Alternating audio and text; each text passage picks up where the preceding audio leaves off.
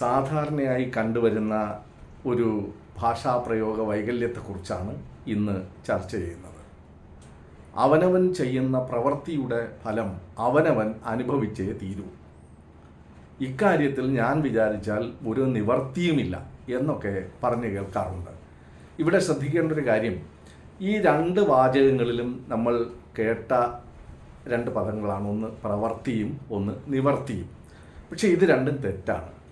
വൃത്തി എന്ന നാമരൂപത്തോട് പ്ര, നീ, ആ തുടങ്ങിയ ഉപസർഗങ്ങൾ ചേർക്കുമ്പോൾ പ്രവൃത്തി, ആവൃത്തി, നിവൃത്തി തുടങ്ങിയ പദങ്ങളാണ് ലഭിക്കുന്നത്.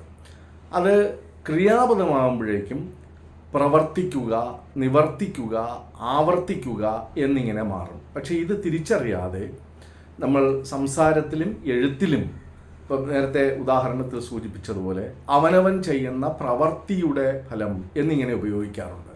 അവിടെ നാമരൂപമായിട്ട് ഉപയോഗിക്കുന്നത് കൊണ്ട് അവനവൻ ചെയ്യുന്ന പ്രവൃത്തിയുടെ ഫലം എന്നാണ് ഉപയോഗിക്കേണ്ടത്. അതുപോലെ ഇക്കാര്യത്തിൽ എനിക്ക് ഒരു നിവർത്തിയുമില്ലെന്നല്ല, നിവൃത്തിയുമില്ല എന്നാണ് വേണ്ടത്. അതേസമയം ഈ സ്ഥാപനത്തിൻ്റെ പ്രവർത്തന സമയം 4 മണി വരെയാണ്. അവിടെ തെറ്റില്ല. പ്രവർത്തന സമയം എന്ന് പറയുന്നിടത്ത് പ്രവർത്തന സമയം എന്ന് പറയേണ്ടതില്ല. അതുപോലെ ഒരു കാര്യം തന്നെ നിരന്തരം കേട്ടുകൊണ്ടിരുന്നാൽ ആവർത്തന വിരസതയുണ്ടാകും എന്ന് പറയുന്നിടത്തും തെറ്റില്ല. അപ്പോൾ ഈ നാമരൂപവും ക്രിയാരൂപവും ഏതാണ് എന്ന് കൃത്യമായി തിരിച്ചറിയാത്തത് കൊണ്ടാണ് ഇങ്ങനെ സംഭവിക്കുന്നത്. പ്രവർത്തനം, ആവർത്തനം, നിവർത്തനം എന്നുള്ള സ്ഥലത്ത് പ്രവൃത്തനം, ആവർത്തനം, നിവൃത്തനം എന്ന് പ്രയോഗിക്കേണ്ട കാര്യമില്ല. അതുകൊണ്ട് രക്ഷാപ്രവൃത്തനം എന്ന് പറയേണ്ട, രക്ഷാപ്രവർത്തനം എന്ന് പറഞ്ഞാൽ മതിയാകും.